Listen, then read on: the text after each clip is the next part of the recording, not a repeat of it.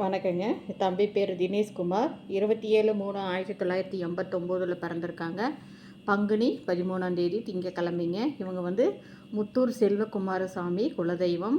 இவங்களுக்கு பார்த்திங்கன்னா மணியங்கூட்டம் கொங்கு வெள்ளாளர் கவுண்டர் சமுதாயத்தை சார்ந்தவங்க. 5:36 AM ஈரோடு பிறந்த ஊர். பிபிஏ முடிச்சிருக்கிறாப்படி. இவர் பாலிபேக் திருப்பூரில் ஒரு 50,000 ரூபா சம்பாதிக்கிறாரு. விசாகம் 4வது பாதம் விருச்சிக ராசி கும்பலக்கணம்.